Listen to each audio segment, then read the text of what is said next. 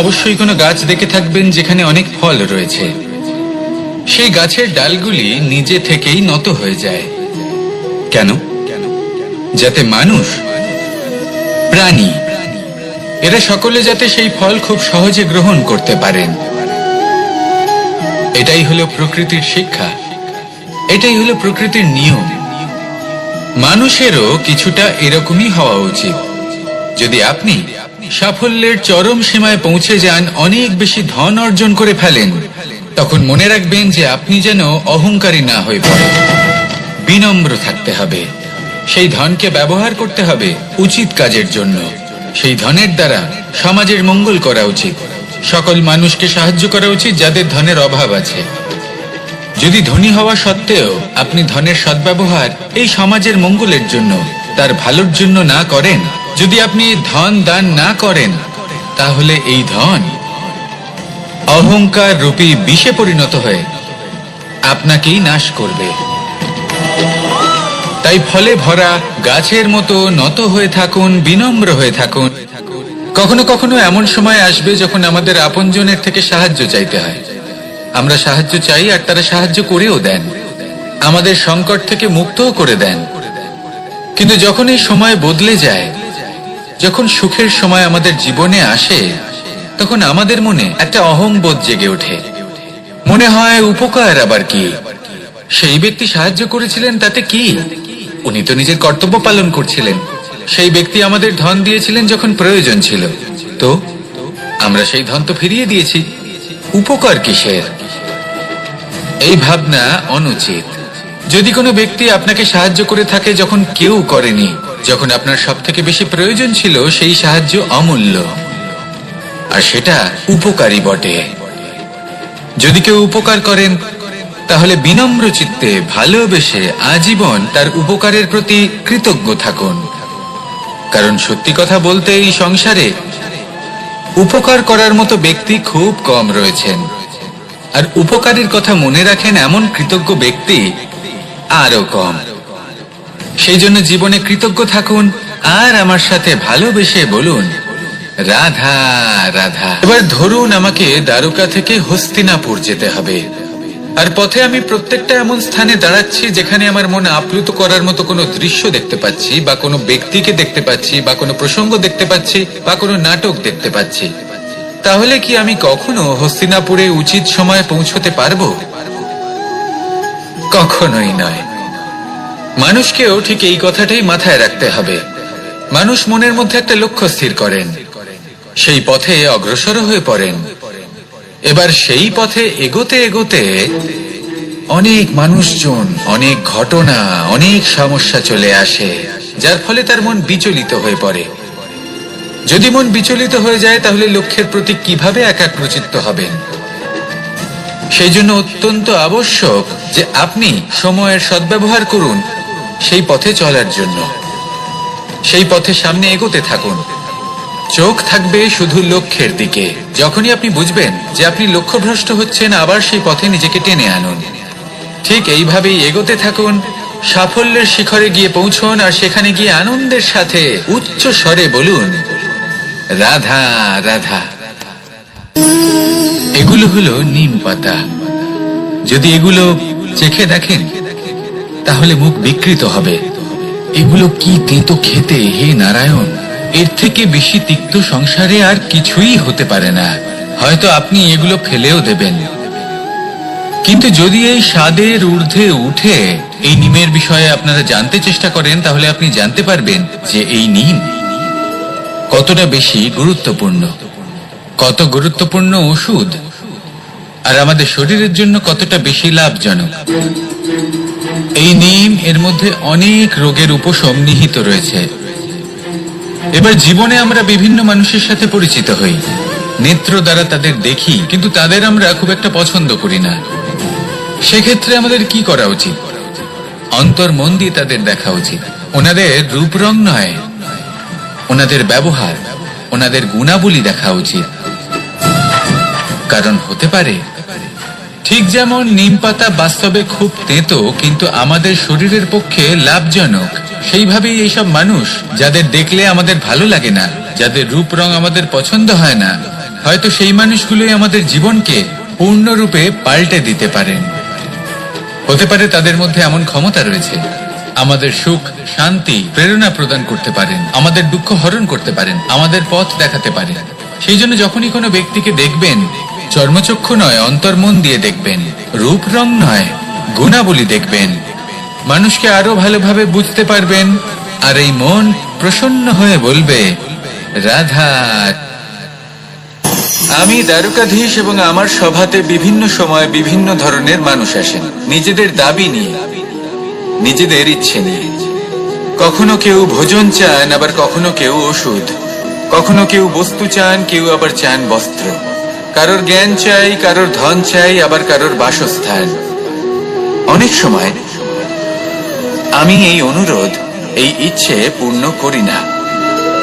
এবার আপনি এটা ভাবতেই পারেন যে কৃষ্ণ তো তাহলে লোভী, ওর কাছে তো সবকিছুই রয়েছে, তারপরেও সে নিজের প্রজার ইচ্ছে পূর্ণ করে না, তাদের সমস্যাগুলি বুঝতে পারে না, তাদের সুখ স্বাচ্ছন্দ্য প্রদান করে না। আসল সত্য হলো এটাই যে কোনো সবল ব্যক্তি, যে কোনো গৃহস্থ ব্যক্তি যে কাজ করতে সক্ষম, তার পরিশ্রম দ্বারাই নিজের প্রয়োজনগুলি এবং ইচ্ছেগুলি পূরণ করা উচিত। এটা অত্যন্ত প্রয়োজনীয়। আর এগুলো তিনি করতে পারেন শিল্প, ব্যবসা, আচরণ অথবা জ্ঞানের ভিত্তিতে।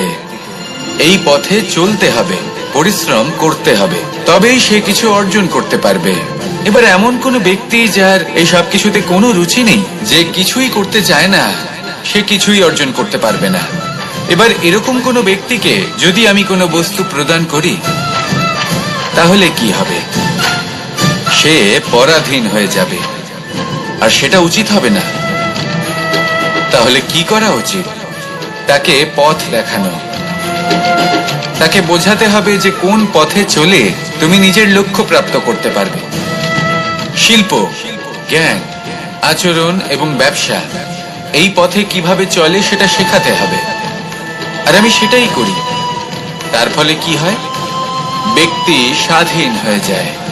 সংসারে সে যা চাইবে তাই প্রাপ্ত করতে পারবে, কখনো কারোর থেকে কিছু চাইবার প্রয়োজন পড়বেই না।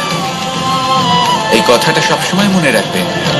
যখনই দান করবেন, তা ভাবনা চিন্তা করে এমন ভাবে দান করবেন যাতে সামনের ব্যক্তি স্বাধীন হতে পারেন, পরাধীন নয়।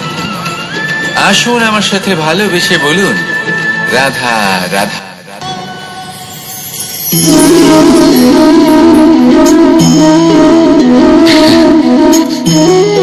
ঘুমের মধ্যে আমরা বিভিন্ন ধরনের স্বপ্ন দেখি, কিছু সুখের, কিছু দুঃখের, কিছু অত্যন্ত ভয়ানক।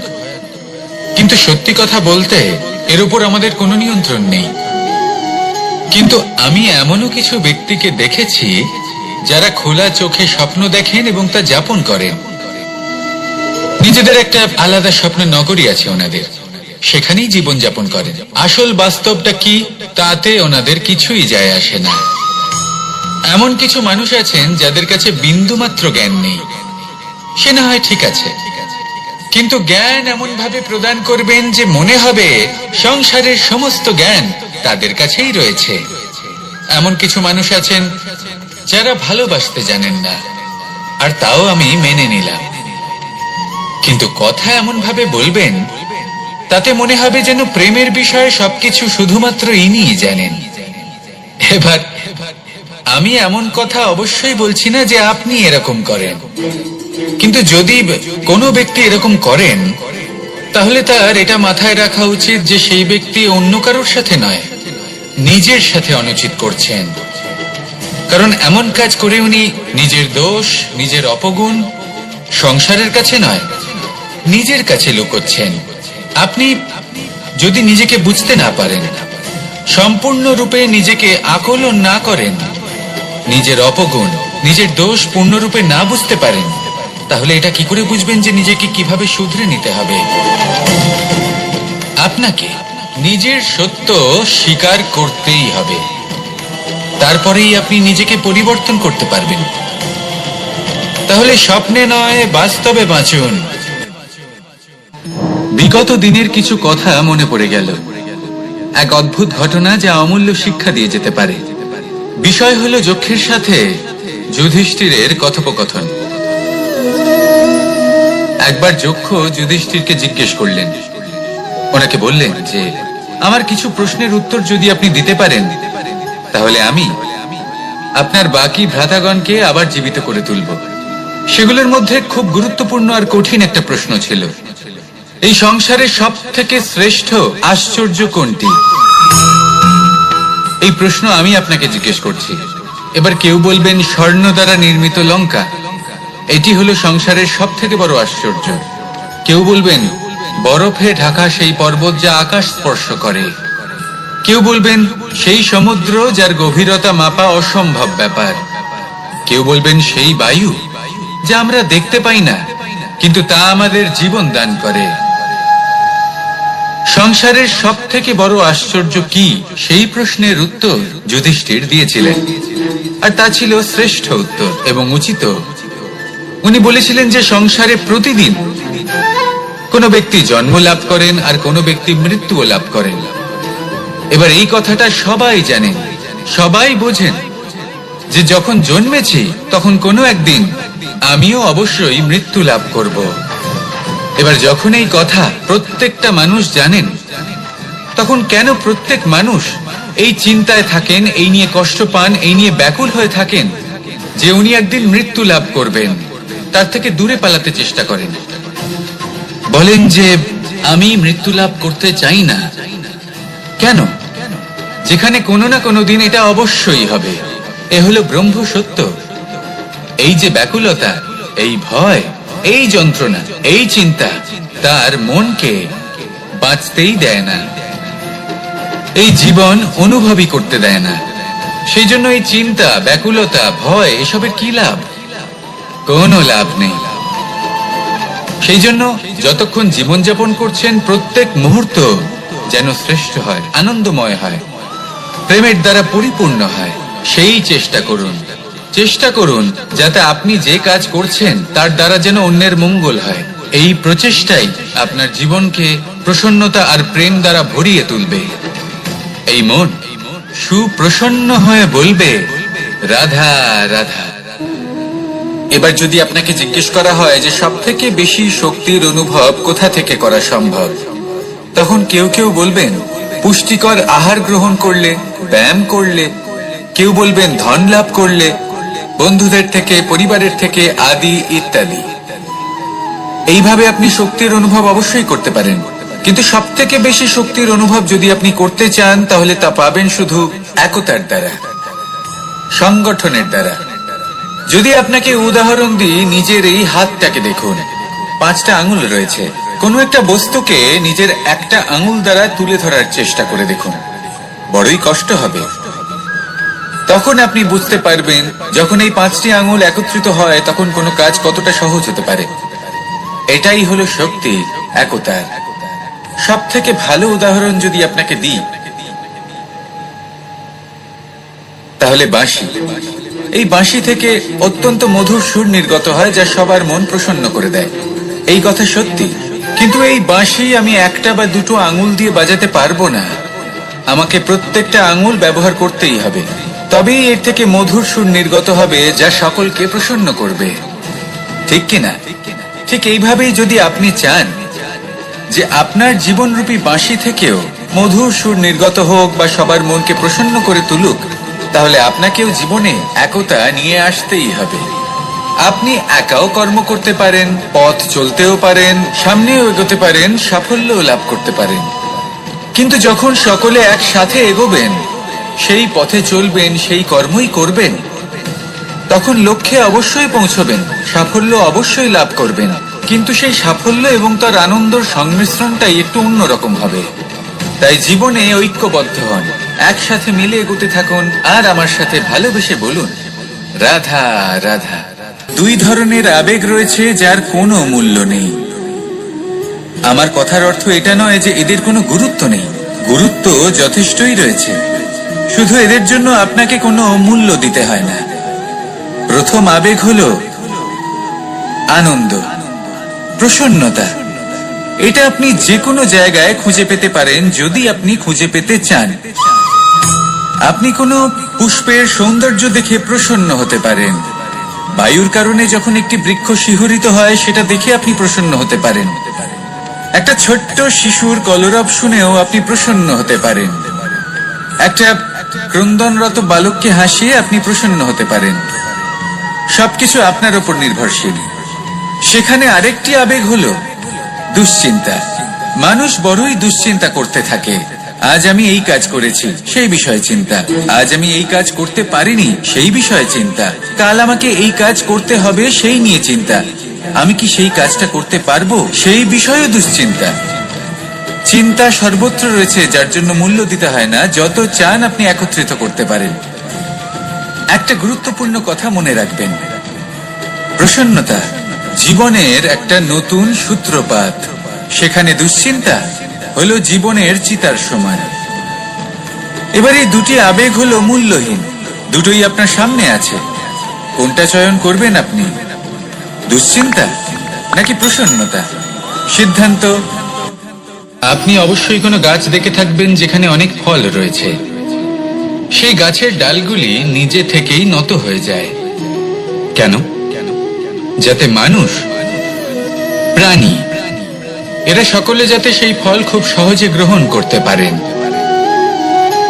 এটাই হলো প্রকৃতির শিক্ষা, এটাই হলো প্রকৃতির নিয়ম। মানুষেরও কিছুটা এরকমই হওয়া উচিত।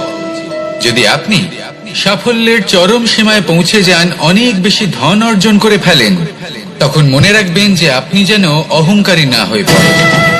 বিনম্র থাকতে হবে। সেই ধনকে ব্যবহার করতে হবে উচিত কাজের জন্য। সেই ধনের দ্বারা সমাজের মঙ্গল করা উচিত। সকল মানুষকে সাহায্য করা উচিত যাদের ধনের অভাব আছে। যদি ধনী হওয়া সত্ত্বেও আপনি ধনের সদ্ব্যবহার এই সমাজের মঙ্গলের জন্য, তার ভালোর জন্য না করেন, যদি আপনি ধন দান না করেন, তাহলে এই ধন অহংকার রূপী বিষে পরিণত হয়ে আপনাকেই নাশ করবে। তাই ফলে ভরা গাছের মতো নত হয়ে থাকুন, বিনম্র হয়ে থাকুন। কখনো কখনো এমন সময় আসবে যখন আমাদের আপনজনের থেকে সাহায্য চাইতে হয়। আমরা সাহায্য চাই আর তারা সাহায্য করেও দেন, আমাদের সংকট থেকে মুক্তও করে দেন। কিন্তু যখন এই সময় বদলে যায়, যখন সুখের সময় আমাদের জীবনে আসে, তখন আমাদের মনে একটা অহংবোধ জেগে ওঠে। মনে হয় উপকার আবার কি, সেই ব্যক্তি সাহায্য করেছিলেন তাতে কি, উনি তো নিজের কর্তব্য পালন করছিলেন।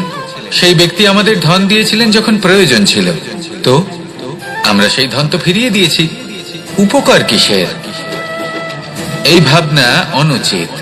যদি কোনো ব্যক্তি আপনাকে সাহায্য করে থাকে যখন কেউ করেনি, যখন আপনার সব থেকে বেশি প্রয়োজন ছিল, সেই সাহায্য অমূল্য, আর সেটা উপকারী বটে। যদি কেউ উপকার করেন, তাহলে বিনম্র চিত্তে ভালোবেসে আজীবন তার উপকারের প্রতি কৃতজ্ঞ থাকুন। কারণ সত্যি কথা বলতে এই সংসারে উপকার করার মতো ব্যক্তি খুব কম রয়েছেন, আর উপকারীর কথা মনে রাখেন এমন কৃতজ্ঞ ব্যক্তি আরো কম। সেই জন্য জীবনে কৃতজ্ঞ থাকুন আর আমার সাথে ভালোবেসে বলুন, রাধা রাধা। এবার ধরুন আমাকে দ্বারকা থেকে হস্তিনাপুর যেতে হবে, আর পথে আমি প্রত্যেকটা এমন স্থানে দাঁড়াচ্ছি যেখানে আমার মন আপ্লুত করার মতো কোনো দৃশ্য দেখতে পাচ্ছি, বা কোনো ব্যক্তিকে দেখতে পাচ্ছি, বা কোনো প্রসঙ্গ দেখতে পাচ্ছি, বা কোনো নাটক দেখতে পাচ্ছি। তাহলে কি আমি কখনো হস্তিনাপুরে উচিত সময়ে পৌঁছতে পারবো? কখনোই নয়। মানুষকেও ঠিক এই কথাটাই মাথায় রাখতে হবে। মানুষ মনের মধ্যে একটা লক্ষ্য স্থির করেন, সেই পথে অগ্রসর হয়ে পড়েন। এবার সেই পথে এগোতে এগোতে অনেক মানুষজন, অনেক ঘটনা, অনেক সমস্যা চলে আসে, যার ফলে তার মন বিচলিত হয়ে পড়ে। যদি মন বিচলিত হয়ে যায়, তাহলে লক্ষ্যের প্রতি কিভাবে একাগ্রচিত্ত হবেন? সেই জন্য অত্যন্ত আবশ্যক যে আপনি সময়ের সদ্ব্যবহার করুন সেই পথে চলার জন্য। সেই পথে সামনে এগোতে থাকুন, চোখ থাকবে শুধু লক্ষ্যের দিকে। যখনই আপনি বুঝবেন যে আপনি লক্ষ্যভ্রষ্ট হচ্ছেন, আবার সেই পথে নিজেকে টেনে আনুন। ঠিক এইভাবেই এগোতে থাকুন, সাফল্যের শিখরে গিয়ে পৌঁছুন, আর সেখানে গিয়ে আনন্দের সাথে উচ্চ স্বরে বলুন, রাধা রাধা। এগুলো হলো নিম পাতা। যদি এগুলো চেখে দেখেন তাহলে মুখ বিকৃত হবে। এগুলো কি তেতো খেতে, হে নারায়ণ! এর থেকে বেশি তিক্ত সংসারে আর কিছুই হতে পারে না। হয়তো আপনি এগুলো ফেলেও দেবেন, কিন্তু যদি এই স্বাদের ঊর্ধ্বে উঠে এই নিমের বিষয়ে আপনারা জানতে চেষ্টা করেন, তাহলে আপনি জানতে পারবেন যে এই নিম কতটা বেশি গুরুত্বপূর্ণ, কত গুরুত্বপূর্ণ ওষুধ, আর আমাদের শরীরের জন্য কতটা বেশি লাভজনক। এই নিম, এর মধ্যে অনেক রোগের উপশম নিহিত রয়েছে। এবার জীবনে আমরা বিভিন্ন মানুষের সাথে পরিচিত হই, নেত্র দ্বারা তাদের দেখি, কিন্তু তাদের আমরা খুব একটা পছন্দ করি না। সেক্ষেত্রে আমাদের কি করা উচিত? অন্তর মন দিয়ে তাদের দেখা উচিত। ওনাদের রূপ রং নয়, ওনাদের ব্যবহার, ওনাদের গুণাবলী দেখা উচিত। কারণ হতে পারে ঠিক যেমন নিম পাতা বাস্তবে খুব তেতো কিন্তু আমাদের শরীরের পক্ষে লাভজনক, সেইভাবেই এইসব মানুষ যাদের দেখলে আমাদের ভালো লাগে না, যাদের রূপ রং আমাদের পছন্দ হয় না, হয়তো সেই মানুষগুলোই আমাদের জীবনকে পূর্ণরূপে পাল্টে দিতে পারেন। হতে পারে তাদের মধ্যে এমন ক্ষমতা রয়েছে, আমাদের সুখ, শান্তি, প্রেরণা প্রদান করতে পারেন, আমাদের দুঃখ হরণ করতে পারেন, আমাদের পথ দেখাতে পারেন। সেই জন্য যখনই কোনো ব্যক্তিকে দেখবেন, চর্মচক্ষু নয়, অন্তর্মন দিয়ে দেখবেন, রূপ রং নয়, গুণাবলী দেখবেন। মানুষকে আরো ভালোভাবে বুঝতে পারবেন, আর এই মন প্রসন্ন হয়ে বলবে, রাধা। আমি দ্বারকাধীশ এবং আমার সভাতে বিভিন্ন সময় বিভিন্ন ধরনের মানুষ আসেন, নিজেদের দাবি নিয়ে, নিজেদের ইচ্ছে নিয়ে। কখনো কেউ ভোজন চান, আবার কখনো কেউ ওষুধ, কখনো কেউ বস্তু চান, কেউ আবার চান বস্ত্র। কারোর জ্ঞান চাই, কারোর ধন চাই, আবার কারোর বাসস্থান। অনেক সময় আমি এই অনুরোধ, এই ইচ্ছে পূর্ণ করি না। এবার আপনি এটা ভাবতেই পারেন যে কৃষ্ণ তো তাহলে লোভী, ওর কাছে তো সবকিছুই রয়েছে, তারপরেও সে নিজের প্রজার ইচ্ছে পূর্ণ করে না, তাদের সমস্যাগুলি বুঝতে পারে না, তাদের সুখ স্বাচ্ছন্দ্য প্রদান করে না। আসল সত্য হলো এটাই যে কোনো সবল ব্যক্তি, যে কোনো গৃহস্থ ব্যক্তি যে কাজ করতে সক্ষম, তার পরিশ্রম দ্বারাই নিজের প্রয়োজনগুলি এবং ইচ্ছেগুলি পূরণ করা উচিত। এটা অত্যন্ত প্রয়োজনীয়, আর এগুলো তিনি করতে পারেন শিল্প, ব্যবসা, আচরণ অথবা জ্ঞানের ভিত্তিতে। এই পথে চলতে হবে, পরিশ্রম করতে হবে, তবেই সে কিছু অর্জন করতে পারবে। এবার এমন কোনো ব্যক্তি যার এই সব কিছুতে কোনো রুচি নেই, যে কিছুই করতে চায় না, সে কিছুই অর্জন করতে পারবে না। এবার এরকম কোনো ব্যক্তিকে যদি আমি কোনো বস্তু প্রদান করি, তাহলে কি হবে? সে পরাধীন হয়ে যাবে, আর সেটা উচিত হবে না। তাহলে কি করা উচিত? তাকে পথ দেখানো, তাকে বোঝাতে হবে যে কোন পথে চলে তুমি নিজের লক্ষ্য প্রাপ্ত করতে পারবে। শিল্প, জ্ঞান, আচরণ এবং ব্যবসা, এই পথে কিভাবে চলে সেটা শেখাতে হবে, আর আমি সেটাই করি। তার ফলে কি হয়? ব্যক্তি স্বাধীন হয়ে যায়। সংসারে সে যা চাইবে তাই প্রাপ্ত করতে পারবে, কখনো কারোর থেকে কিছু চাইবার প্রয়োজন পড়বেই না। এই কথাটা সবসময় মনে রাখবেন। যখনই দান করবেন, তা ভাবনা চিন্তা করে এমন ভাবে দান করবেন যাতে সামনের ব্যক্তি স্বাধীন হতে পারেন, পরাধীন নয়। আসুন আমার সাথে ভালোবেসে বলুন, রাধা রাধা।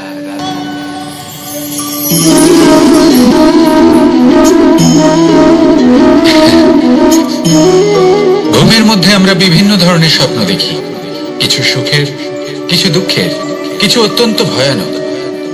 কিন্তু সত্যি কথা বলতে এর উপর আমাদের কোনো নিয়ন্ত্রণ নেই। কিন্তু আমি এমনও কিছু ব্যক্তিকে দেখেছি যারা খোলা চোখে স্বপ্ন দেখেন এবং তা যাপন করেন। নিজেদের একটা আলাদা স্বপ্ন নগরী আছে ওনাদের, সেখানেই জীবন যাপন করেন। আসল বাস্তবটা কি তাতে ওনাদের কিছুই যায় আসে না। এমন কিছু মানুষ আছেন যাদের কাছে বিন্দুমাত্র জ্ঞান নেই, সে না হয় ঠিক আছে, কিন্তু জ্ঞান এমন ভাবে প্রদান করবেন যে মনে হবে সংসারের সমস্ত জ্ঞান তাদের কাছেই রয়েছে। এমন কিছু মানুষ আছেন যারা ভালোবাসতে জানেন না, আর তাও আমি মেনে নিলাম। কিন্তু কথা এমন ভাবে বলবেন তাতে মনে হবে যেন প্রেমের বিষয়ে সবকিছু শুধুমাত্র ইনিই জানেন। এবার আমি এমন কথা অবশ্যই বলছি না যে আপনি এরকম করেন, কিন্তু যদি কোনো ব্যক্তি এরকম করেন তাহলে তার এটা মাথায় রাখা উচিত যে সেই ব্যক্তি অন্য কারোর সাথে নয়, নিজের সাথে অনুচিত করছেন। কারণ এমন কাজ করে উনি নিজের দোষ, নিজের অপগুণ সংসারের কাছে নয়, নিজের কাছে লুকোচ্ছেন। আপনি যদি নিজেকে বুঝতে না পারেন, সম্পূর্ণরূপে নিজেকে আকলন না করেন, নিজের অপগুণ, নিজের দোষ পূর্ণরূপে না বুঝতে পারেন, তাহলে এটা কি করে বুঝবেন যে নিজেকে কিভাবে শুধরে নিতে হবে? আপনাকে নিজের সত্য স্বীকার করতেই হবে, তারপরেই আপনি নিজেকে পরিবর্তন করতে পারবেন। তাহলে স্বপ্নে নয়, বাস্তবে বাঁচুন। বিগত দিনের কিছু কথা মনে পড়ে গেল, এক অদ্ভুত ঘটনা যা অমূল্য শিক্ষা দিয়ে যেতে পারে। বিষয় হলো যক্ষের সাথে যুধিষ্ঠিরের কথোপকথন। একবার যক্ষ যুধিষ্ঠিরকে জিজ্ঞেস করলেন, ওনাকে বললেন যে আমার কিছু প্রশ্নের উত্তর যদি আপনি দিতে পারেন তাহলে আমি আপনার বাকি ভ্রাতাগণকে আবার জীবিত করে তুলব। সেগুলোর মধ্যে খুব গুরুত্বপূর্ণ আর কঠিন একটা প্রশ্ন ছিল, এই সংসারের সব থেকে শ্রেষ্ঠ আশ্চর্য কোনটি? এই প্রশ্ন আমি আপনাকে জিজ্ঞেস করছি। এবার কেউ বলবেন স্বর্ণ দ্বারা নির্মিত লঙ্কা, এটি হলো সংসারের সব থেকে বড় আশ্চর্য। কেউ বলবেন বরফে ঢাকা সেই পর্বত যা আকাশ স্পর্শ করে। কেউ বলবেন সেই সমুদ্র যার গভীরতা মাপা অসম্ভব ব্যাপার। কেউ বলবেন সেই বায়ু যা আমরা দেখতে পাই না, কিন্তু তা আমাদের জীবন দান করে। সংসারের সব থেকে বড় আশ্চর্য কি, সেই প্রশ্নের উত্তর যুধিষ্ঠির দিয়েছিলেন, আর তা ছিল শ্রেষ্ঠ উত্তর এবং উচিত। উনি বলেছিলেন যে সংসারে প্রতিদিন কোনো ব্যক্তি জন্ম লাভ করেন আর কোনো ব্যক্তি মৃত্যুও লাভ করেন। এবার এই কথাটা সবাই জানেন, সবাই বোঝেন যে যখন জন্মেছি তখন কোনো একদিন আমিও অবশ্যই মৃত্যু লাভ করব। এবার যখন এই কথা প্রত্যেকটা মানুষ জানেন, তখন কেন প্রত্যেক মানুষ এই চিন্তায় থাকেন, এই নিয়ে কষ্ট পান, এই নিয়ে ব্যাকুল হয়ে থাকেন যে উনি একদিন মৃত্যু লাভ করবেন, তার থেকে দূরে পালাতে চেষ্টা করেন? বলেন যে আমি মৃত্যু লাভ করতে চাই না। কেন? যেখানে কোনো না কোনো দিন এটা অবশ্যই হবে। এ হলো ব্রহ্ম সত্য। এই যে ব্যাকুলতা, এই ভয়, এই যন্ত্রণা, এই চিন্তা তার মনকে বাঁচতেই দেয় না, এই জীবন অনুভবই করতে দেয় না। সেই জন্য এই চিন্তা, ব্যাকুলতা, ভয় এসবের কি লাভ? কোনো লাভ নেই। সেই জন্য যতক্ষণ জীবনযাপন করছেন প্রত্যেক মুহূর্ত যেন শ্রেষ্ঠ হয়, আনন্দময় হয়, প্রেমের দ্বারা পরিপূর্ণ হয়, সেই চেষ্টা করুন। চেষ্টা করুন যাতে আপনি যে কাজ করছেন তার দ্বারা যেন অন্যের মঙ্গল হয়।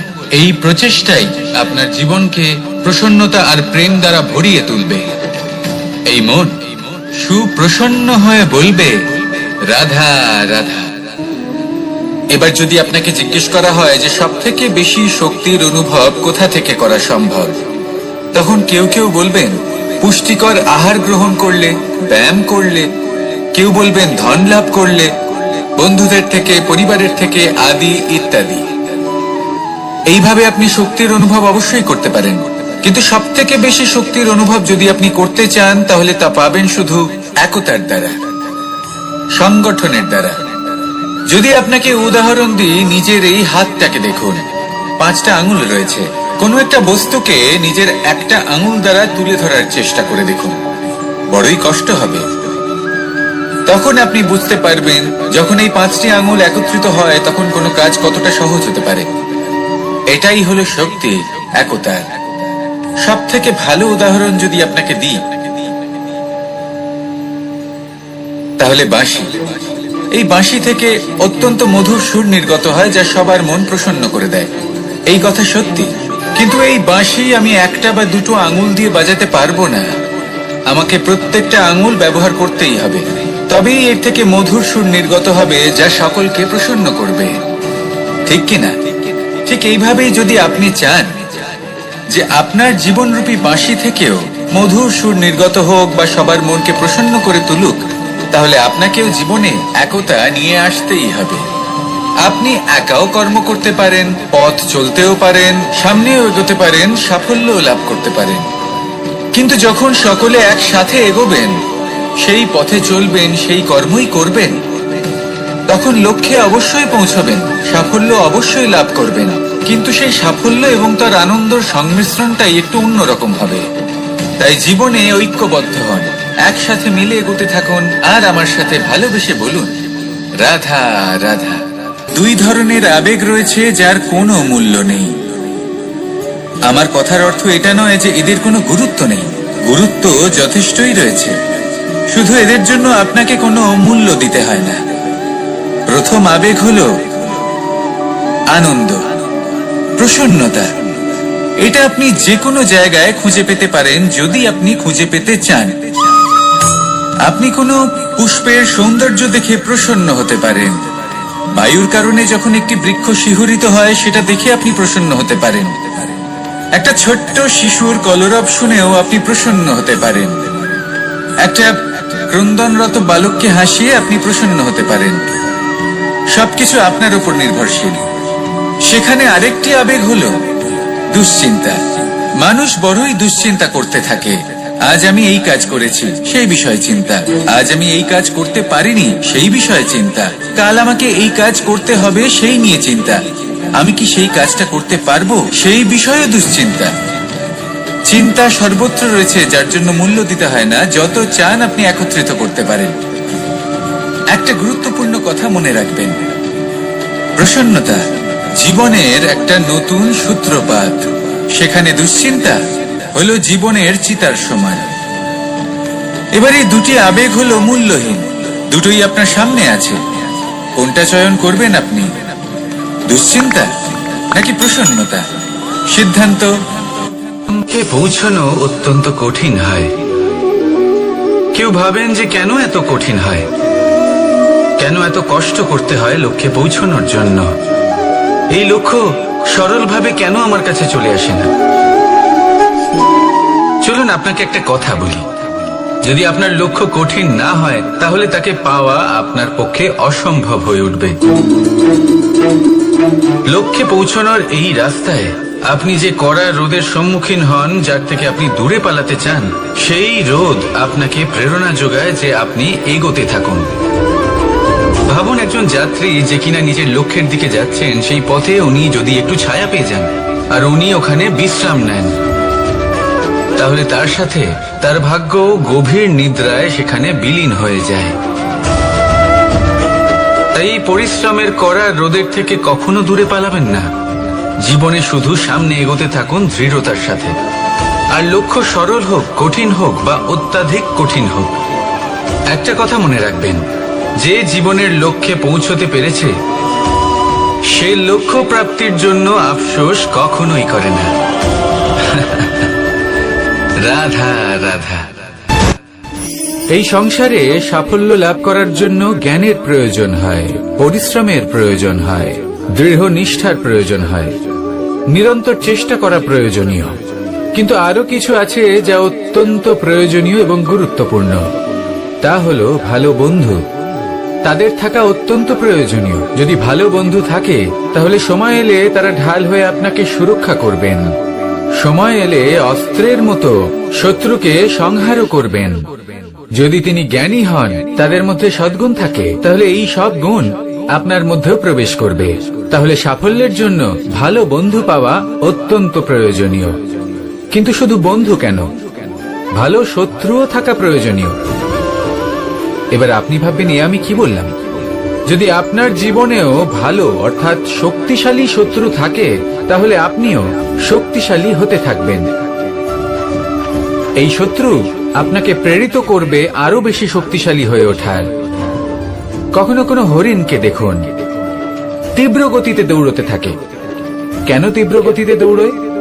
এই কারণে নয় যে কোথাও তার জন্য মধুর ঘাস অপেক্ষা করে রয়েছে, না, সে এই কারণে তীব্র গতিতে দৌড়য় কারণ সেটা না করলে তার পেছনে একটি সিংহ আছে যে ওকে নিজের ভোজন করে ফেলবে। তাই জীবনে বিপদ, সংকট, এই সবকিছুও হলো অত্যন্ত গুরুত্বপূর্ণ। তার সম্মুখীন হতে শিখুন আর আমার সাথে ভালোবেসে বলুন, রাধা রাধা। ধৈর্য, এই ধৈর্য কি কোনো গুণ, কোনো অনুভূতি, কোনো দৃষ্টিভঙ্গি? আমার জন্য ধৈর্য এক বাহন। আপনি হয়তো ভাবছেন এ কেমন বাহন? বাহন তো ঘোড়া হতে পারে, হাতি হতে পারে, উটও হতে পারে, কিন্তু ধৈর্যকে বাহন বানানো মানে? চলুন আপনাকে একটা কথা বোঝাই। পৃথিবীতে এমন কোনো বাহন নেই যে তার আরোহীকে আছড়ে ফেলেনি। সেটা উট হোক বা হাতি হোক বা ঘোড়া হোক, চলতে চলতে কখনো নড়বড় করেই বসে। তারপর সেই আরোহী পরে কারোর পায়, তারপর পরে তার নিজের নজরে।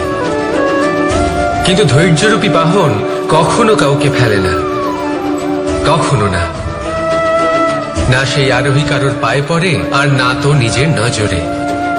কারণ ধৈর্য আপনাকে বিবেক প্রদান করে, বিবেক আপনাকে পরিকল্পনায় সাহায্য করে, আর পরিকল্পনা প্রদান করে আপনাকে শক্তি, আপনার লক্ষ্যের দিকে অগ্রসর হওয়া। বুঝলেন? ধৈর্যকে সঙ্গে রাখুন, নিজেকে আরো ধৈর্যশীল করে তুলুন। এই ধৈর্যের সাহায্যে আরোহণ করে দেখুন কিভাবে এই বাহন আপনাকে আপনার গন্তব্যে পৌঁছে দেবে। রাধা রাধা। সংসারে এমন একটা ভ্রান্ত ধারণা রয়েছে যে সবকিছু ভাগ্যের দ্বারা পাওয়া যায়, কিন্তু ভাগ্য, প্রারব্ধ এ তো সকলের জন্যই সমান হয়।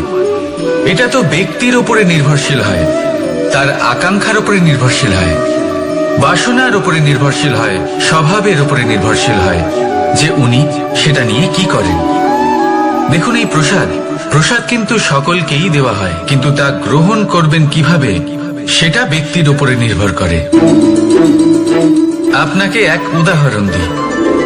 যেমন ধরুন, দুজন মানুষকে আমি একটা করে মাটির ডেলা দিলাম, সেটা নিয়ে তারা কি করবেন? একজন মানুষ তার ছোট ছোট ডেলা বানাবেন আর পথযাত্রীদের ওপরে ছুঁড়ে মারবেন, হাসি ঠাট্টা করবেন, তাদের বস্ত্র নোংরা করে দেবেন, সেটাতেই উনি আনন্দ পাবেন। অন্যদিকে দ্বিতীয় ব্যক্তি সেই মাটির ডেলা দিয়েই নিজের জন্য একটা কুঁড়ে ঘর বানাবেন। সেই কুঁড়ে ঘর যা রোদেতে, বৃষ্টিতে, ঝড়ে তাকে সুরক্ষিত রাখবে।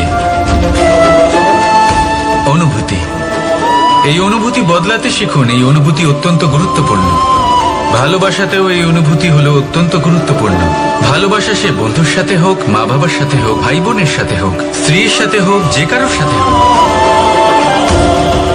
মনে রাখবেন, এই হলো সেই অনুভূতি যা আপনার ভাগ্য নির্ধারণ করে থাকে। তাহলে আসুন আমার সাথে প্রেমের অনুভূতি নিয়ে বলুন, রাধা রাধা। লক্ষ্য, পথ আর সাফল্য, এই তিনটেই একে অপরের সাথে জড়িত, কিন্তু অনেকবার মানুষ এদের ঠিকভাবে বুঝতে পারেন না।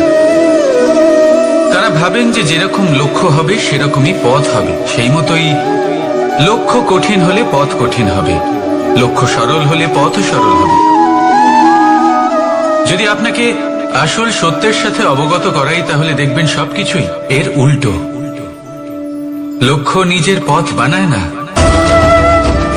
পথ সেটাই যেটা আপনি স্বয়ং নির্বাচন করে আপনি নিজে বানান। সেই অনুসারেই আপনি আপনার লক্ষ্যে পৌঁছতে পারবেন। সেই জন্য জীবনে যখনই লক্ষ্যে পৌঁছানোর পথের বিষয়ে আপনি কোনো সিদ্ধান্ত নেবেন, তাহলে তা ভেবে চিন্তে নেবেন, কারণ এই পথ অত্যন্ত গুরুত্বপূর্ণ। পথ যদি শুভ হয়, তাহলে লক্ষ্য আপনা থেকেই শুভ হয়ে যায়। তাহলে আসুন আমার সাথে ভালোবেসে বলুন, রাধা রাধা। ভাগ্য আর কর্ম, এই দুই এমন শব্দ যাকে ঘিরে সমগ্র সংসার।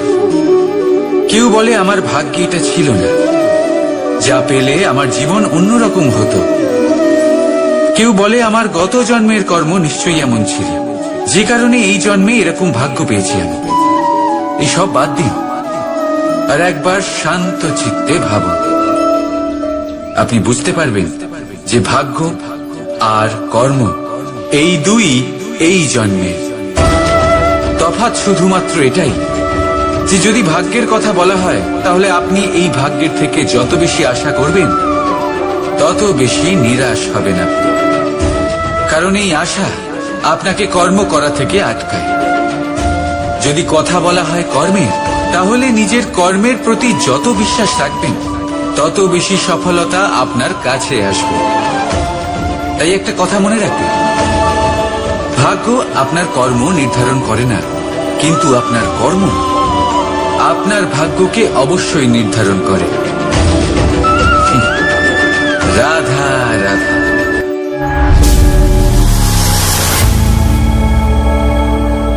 প্রকৃতি, নিয়তি কখনোই কারোর সাথে পক্ষপাত করে না। প্রত্যেককে জীবনদান দেয়, সমান সুযোগ প্রদান করে। এটা সেই ব্যক্তির উপরে নির্ভর করে যে সে কিভাবে তার থেকে লাভবান হয়ে উঠবে।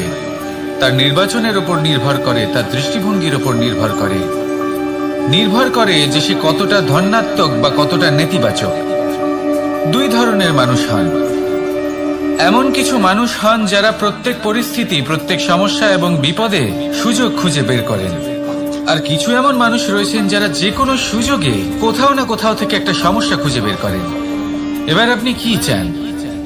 আপনি সুযোগ চান, তাহলে সুযোগ পাবেন। আপনি সমস্যা পেতে চান, সমস্যা তো আপনি চাইলেই খুঁজে পাবেন। চয়ন আপনারই, যে আপনি কতটা ধনাত্মক থাকতে চান, কতটা নেতিবাচক থাকতে চান। ধনাত্মক থাকুন, জীবনে সব কিছু সম্ভব হবে। আসুন আর আমার সাথে ভালোবেসে বলুন রাধা রাধা।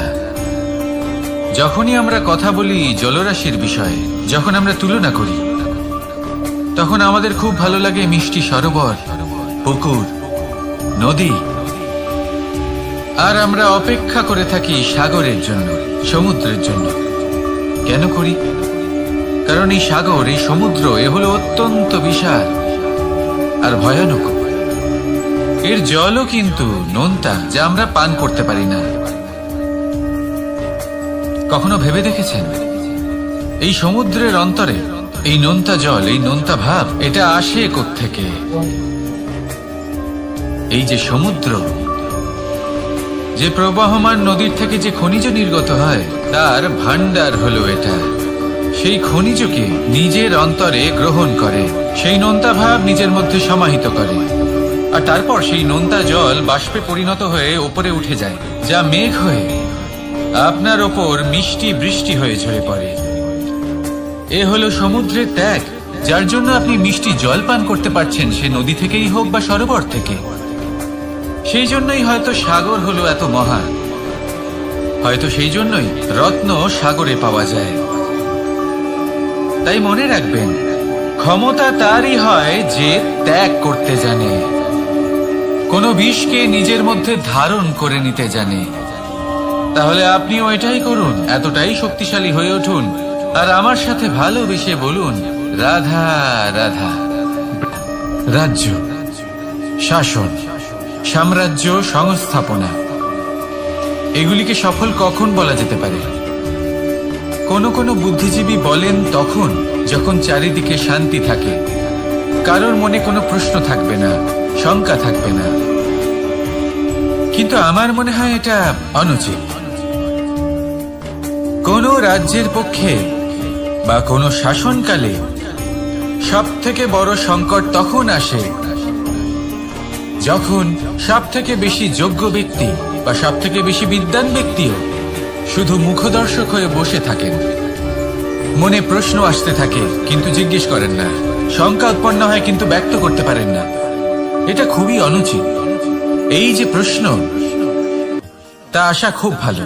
এই প্রশ্ন অকারণে আসে না, কোনো সমস্যার কারণেই আসে। এই প্রশ্নের দ্বারা আপনি সেই সমস্যাগুলি দেখতে পাবেন যাতে আপনি এতদিন অনভিজ্ঞ ছিলেন। আর যত প্রশ্নের নিবারণ আপনি করবেন, ততই আপনার রাজ্য, আপনার শাসন আরো শ্রেষ্ঠ হয়ে উঠবে।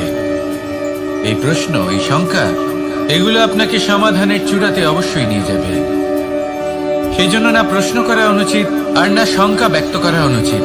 আর না তিনি মূর্খ যিনি প্রশ্ন করেন, শঙ্কা ব্যক্ত করেন। তাই এনাদের কখনো দূরে করে দেবেন না, এনাদের নিজস্ব মতামত রাখতে দিন।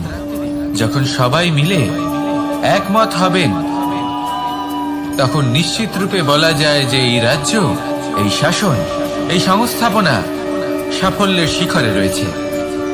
তাহলে আসুন আর আমার সাথে ভালোবেসে বলুন, রাধা রাধা। কোনো প্রাণী, মানুষ অত্যন্ত চঞ্চল হয়, একদম জলের মতো। জলও অত্যন্ত চঞ্চল, অত্যন্ত উৎসুক। জল সবসময় উৎসুক হয়ে থাকে আকাশের কাছে যাবার জন্য। সেই জন্য সে নিজেকে জ্বালায়, বাষ্প হয়, আর আকাশে পৌঁছে মেঘে সমাহিত হয়ে যায়। তারপর সেই জল উৎসাহিত হয়ে থাকে যে ও কবে বৃষ্টির ধারা হয়ে মাটিতে ঝরে পড়বে। প্রখর বায়ুর বেগ সহ্য করে।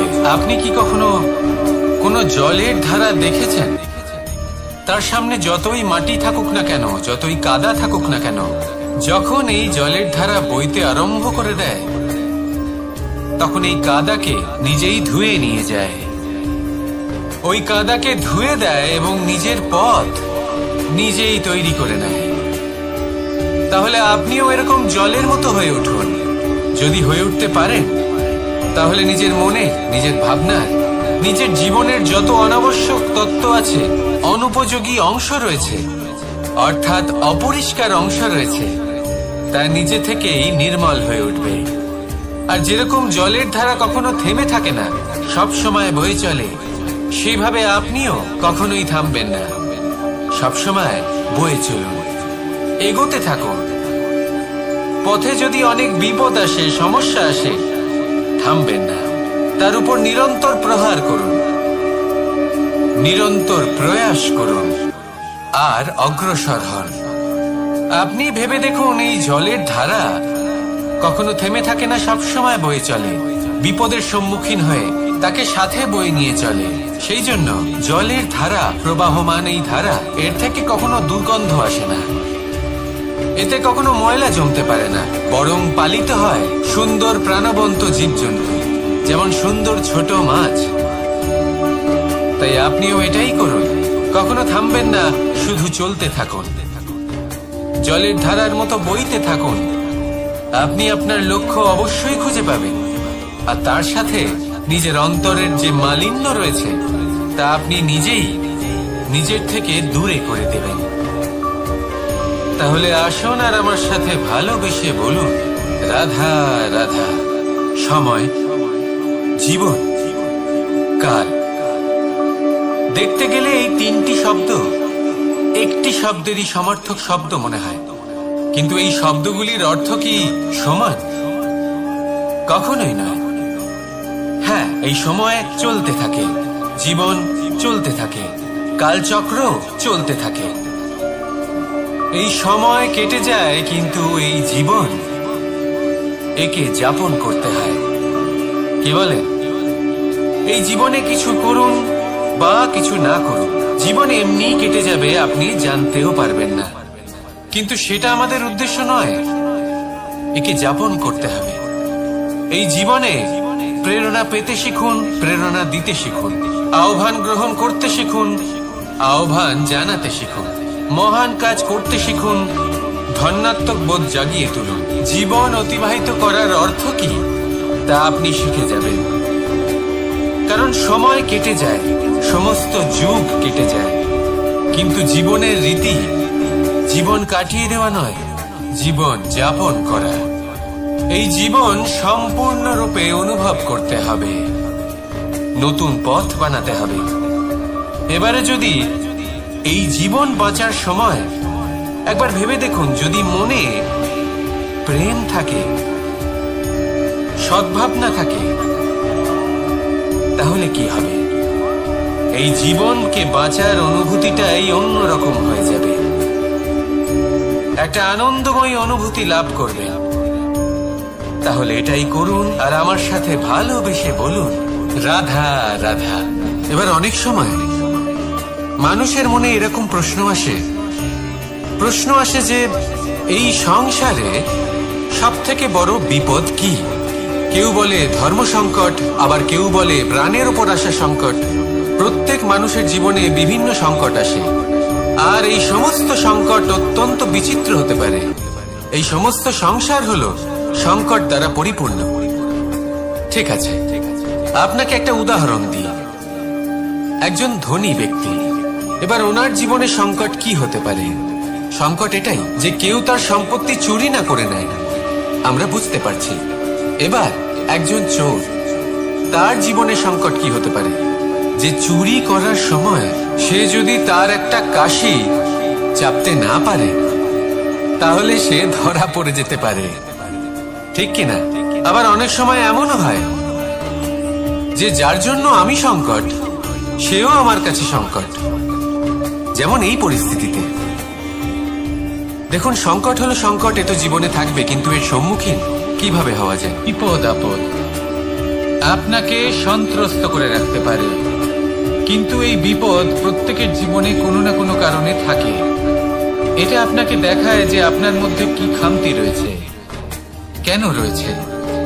এই বিপদ হলো সেই মাধ্যম যার দ্বারা আপনি নিজের দুর্বলতাকে নিজের শক্তিতে পরিবর্তন করতে পারেন। একটা ফুলের দিকে তাকান। একটা ফুল, তার বুকে যখন একটা সূচ বিঁধে এপার ওপার হয়ে যায়, শুধু তখনই আমাদের প্রভুর জন্য ফুলের মালা তৈরি করা যায়। সেই জন্য কখনোই বিপদকে ভয় পাবেন না, তার থেকে দূরে পালাবেন না, একে স্বাগত জানান। বোঝার চেষ্টা করুন এই বিপদ কেন আছে। যদি বিপদকে বুঝতে পারেন তবেই জীবনকে বুঝতে পারবেন। যদি জীবনকে বুঝতে পারেন তবে এই বিপদকে সম্পদে পরিণত করতে পারবেন। আসুন আর আমার সাথে ভালোবেসে বলুন, রাধা রাধা। কখনো কখনো মনে এই ভাবনা আসতেই পারে যে ঈশ্বর আজ পর্যন্ত এত রূপে অবতীর্ণ হয়েছেন, এতবার এই পৃথিবীতে এসেছেন, তারপরেও এই সংসারে কোথাও না কোথাও এই পাপ বসবাস করে।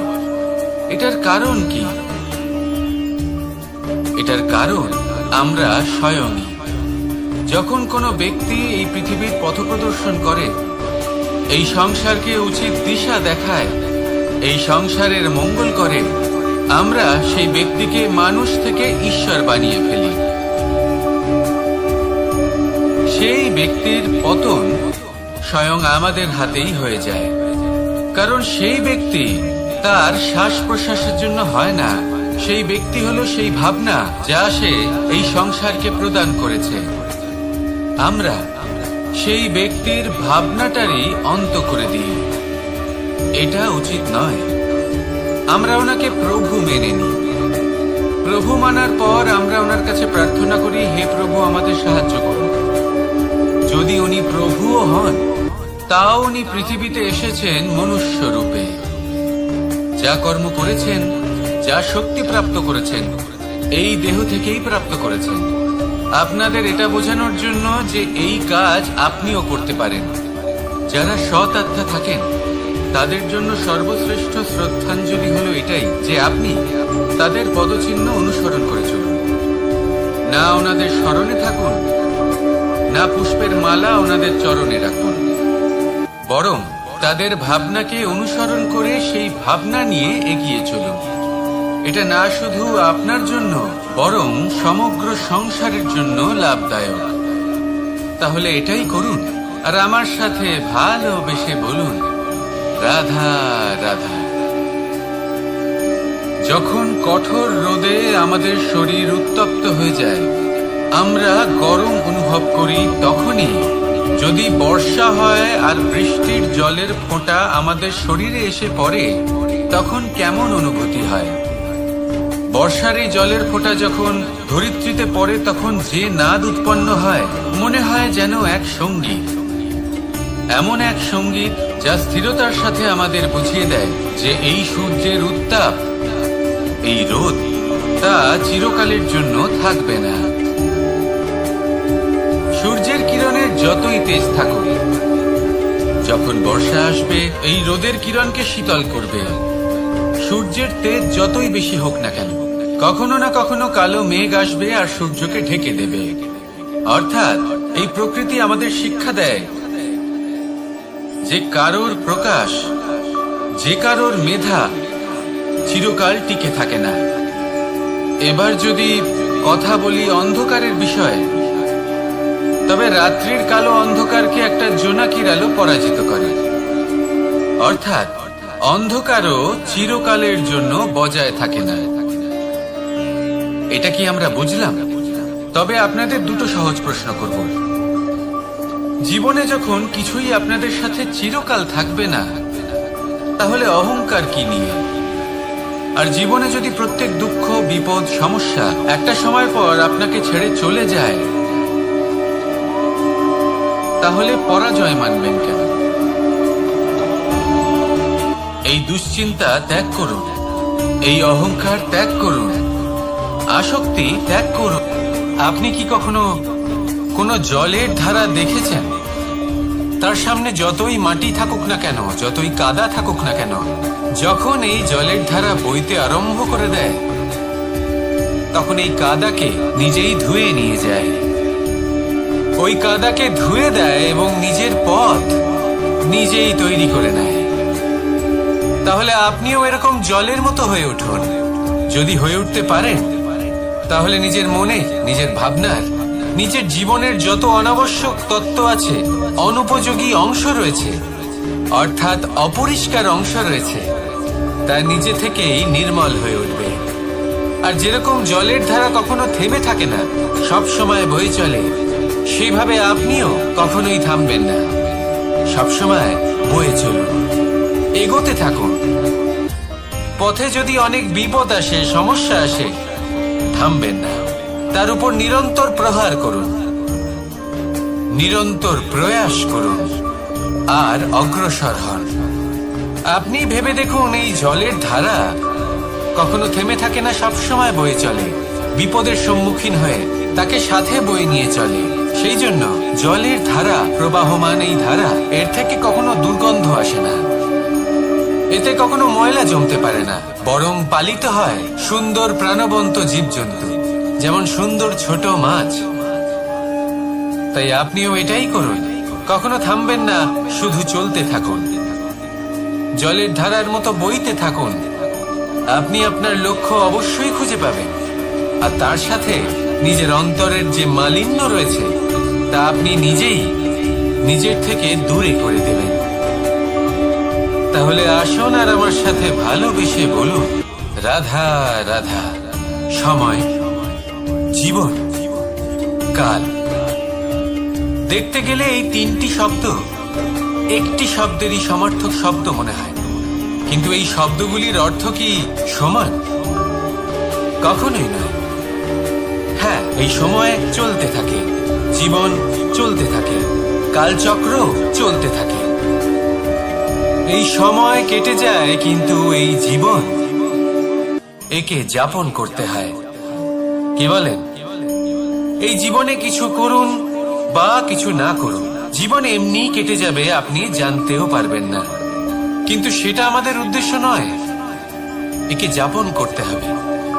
এই জীবনে প্রেরণা পেতে শিখুন, প্রেরণা দিতে শিখুন, আহ্বান গ্রহণ করতে শিখুন, আহ্বান জানাতে শিখুন, মহান কাজ করতে শিখুন, ধন্যাত্মক বোধ জাগিয়ে তুলুন। জীবন অতিবাহিত করার অর্থ কি, তা আপনি শিখে যাবেন। কারণ সময় কেটে যায়, সমস্ত যুগ কেটে যায়, কিন্তু জীবনের রীতি জীবন কাটিয়ে দেওয়া নয়, জীবন যাপন করা। এই জীবন সম্পূর্ণরূপে অনুভব করতে হবে, নতুন পথ বানাতে হবে। এবারে যদি এই জীবন বাঁচার সময় একবার ভেবে দেখুন, যদি মনে প্রেম থাকে, সদ্ভাবনা থাকে, তাহলে কি হবে? এই জীবনকে বাঁচার অনুভূতিটাই অন্যরকম হয়ে যাবে, একটা আনন্দময় অনুভূতি লাভ করবেন। তাহলে এটাই করুন আর আমার সাথে ভালোবেসে বলুন, রাধা রাধা। এবার অনেক সময় মানুষের মনে এরকম প্রশ্ন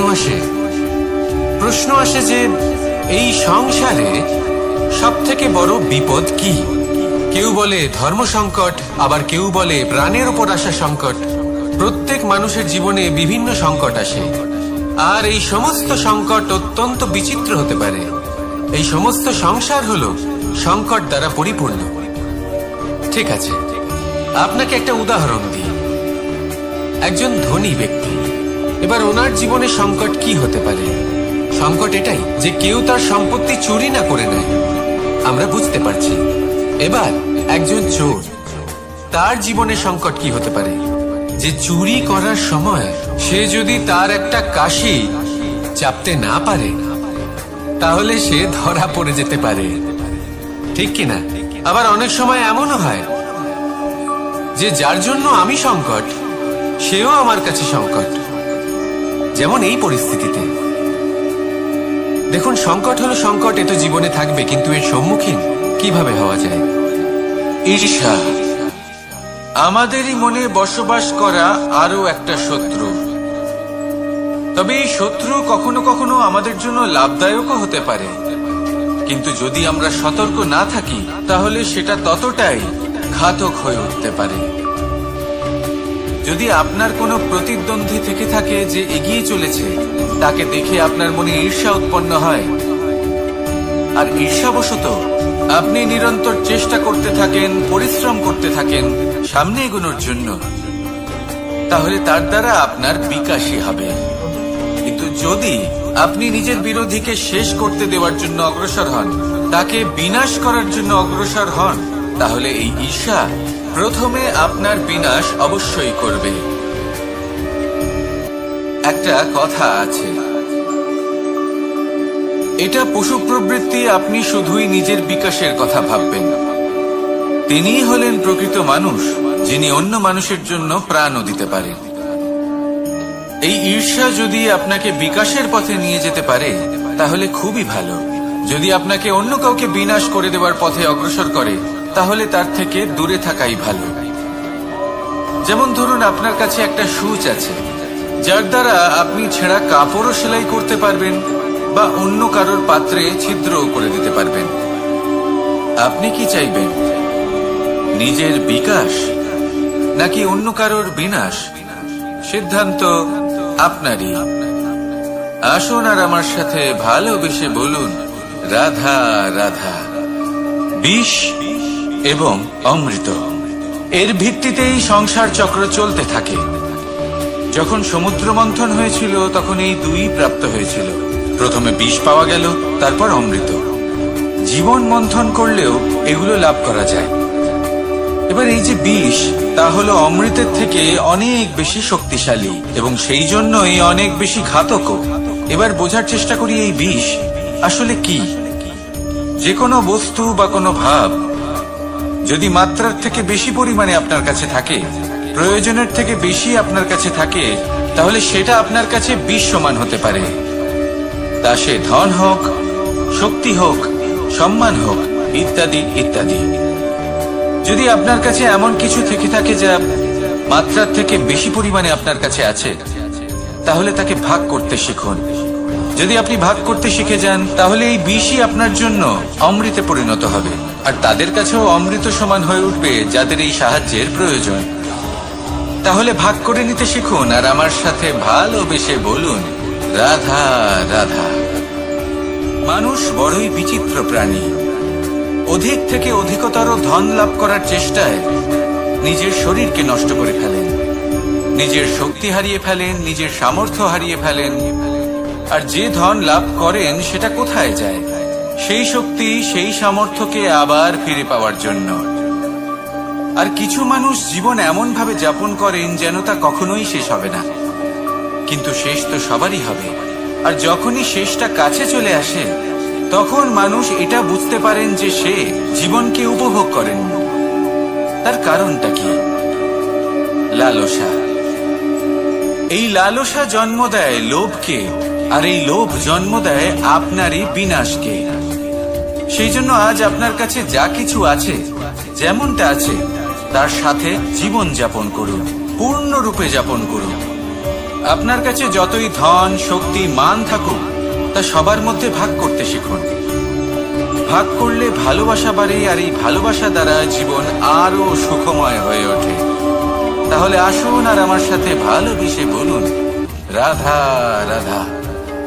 মন, জীবনে যখনই কোনো বস্তু বা সুখ স্বাচ্ছন্দ্য অধিক মাত্রায় আপনার কাছে চলে আসে, তখন নিজেকে শ্রেষ্ঠ মনে করার একটা প্রবণতা দেখা যায়, যা হয় আত্মবিশ্বাসে পরিণত হয়, নয়তো অহংকারে। এবার আত্মবিশ্বাস আর অহংকারের মধ্যে অনেক বড় পার্থক্য রয়েছে। আমি এটা করতে পারি, আমি ওটাও করতে পারি, এ হলো আত্মবিশ্বাস। শুধুমাত্র আমি এটা করতে পারি, শুধুমাত্র আমি ওটাও করতে পারি, আমি হলাম সর্বশ্রেষ্ঠ, এটা হলো অহংকার।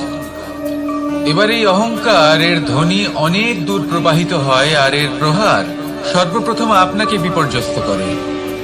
এবার এই অহংকার এর বিপরীত শব্দ হলো, কোনো বাড়িতে কোনো পরিবারে যখন কারোর জন্ম হয়, তখন তা কত সুখের মুহূর্ত হয়।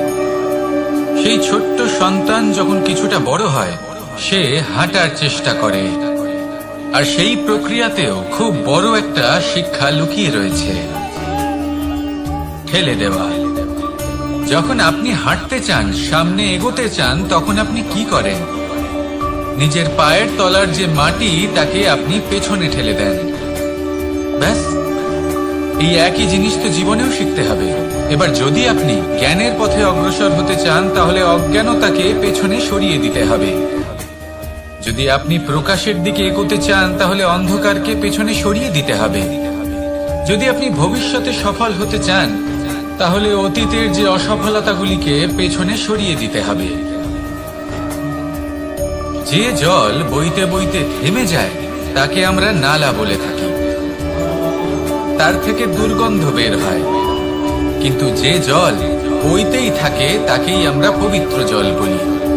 তাহলে আপনিও কর্ম করতে থাকুন, কখনো থামবেন না, আর আমার সাথে ভালোবেসে বলুন, রাধা রাধা।